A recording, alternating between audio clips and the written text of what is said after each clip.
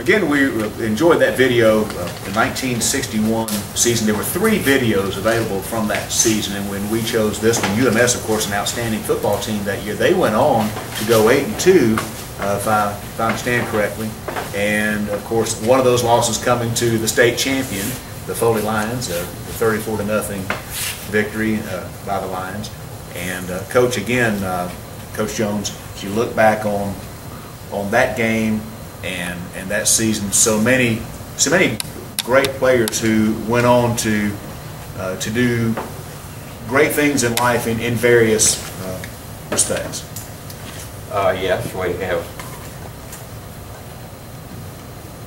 many who have, they have done outstanding things, and lawyers, coaches, teachers, just some of them want to work back and successful businessmen.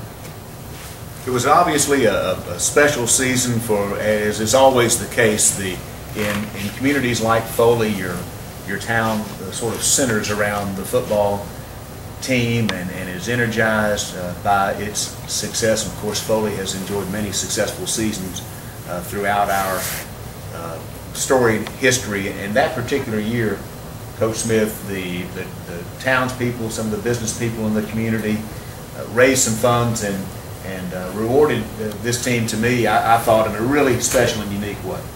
Always great at the end of the season. After we were 10-0 and Alabama was 10-0 as well, playing in the Sugar Bowl, January 1st, 1962, the townspeople raised enough money to send the entire team and coaching staff to New Orleans to see the Sugar Bowl. Alabama beat Arkansas 10-3 that year and won the national championship. That was Coach Bryant's first national championship at Alabama. I think that was his 4th year back at Alabama at that time, and they won the national championship. And what a great trip that was, getting to ride the train to New Orleans and back, and seeing all the sights in New Orleans and seeing a great football game as well. And that was a team that Pat Trammell was a quarterback for Alabama. Leroy Jordan, of course, one of the linebackers. And, they had a tremendous season that year, and I think they just gave up like 22 points themselves that year. So Alabama's team kind of mirrored our team that year in a way, or vice versa. But it was a super trip, and we were very appreciative of the townspeople for sending us on such a great excursion for a bunch of 17 and 18-year-old boys. And traveled by train. We traveled by train to New Orleans. Very special. It was a great trip for us, and we thoroughly enjoyed it. It was a special season, obviously, and it was a great era for Foley High School football. Again, the 1961 team going 10-0 on the way to a state championship crown. Again, we thank you for being with us on this first edition of Foley Football Classics, and special thanks to Coach Ivan Jones, legendary Coach Ivan Jones, for spending this time with us and for all your great contributions to Foley football, to Foley High School, and to our community as a whole. Coach, it's been a real pleasure to spend this time. Thank you. It's been my pleasure to be here. I would like to just add that the team has scored 6 points on us. Alva beat Murphy that year, the week before. And at that time, Murphy had more students than the whole town of Alva, Battery, where Alva was located. And it was, another thing about that UMS ball game, I always liked it. My mama was there at that one, whole family, and they really enjoyed it. Now, your family roots were in Jackson, is that right? Right, Jackson, Clark County. And I remember the first time I ever come to Foley was in 1941 to see a football game. And they had to be played in daytime. At the Foley didn't have lights at that time.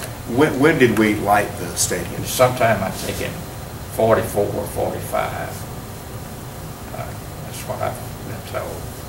But the stadium in the early 40s was right where it is now? Yes. The stadium named deservedly so in your honor, by the way. Well, it's a credit to a lot of people, players and coaches, and, you know, anybody in this administration, teachers and students.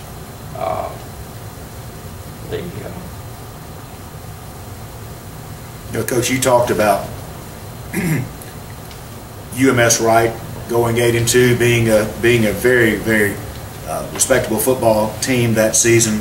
Also, Alba pointing out their victory over Murphy. It would be easy for those maybe who weren't around in 1961 to look at these lopsided scores and say, oh, well, they were cream puffs or cupcakes, but such was not the case. These were some outstanding teams on our schedule that season. When I look at teams like Bay Minette and Fairhope and Robertson in county. Right, they had most of them had more. All had good football teams, you know, good football teams back in those times. And like I say, when Alpha scored the 6 points on us, we had the second, third team in there. Of course, Stabler was one of the defensive, and of course Alva had a real fast half end, I think, and he got behind, and we didn't put any pressure on the passer, and that's how they scored. And of course, one of the things that I'd like to point out against the 61 team, I thought that they had a lot of pride. Because, I forget what ball game it was now, but we had the second, third team in there, and the other team was just ripping us. Well, and the seniors didn't like it too much.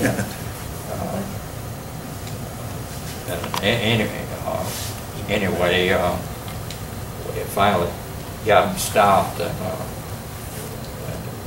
they kind of laid the law down to the younger group. If they ever wanted to get back in the ball game, they better get after it.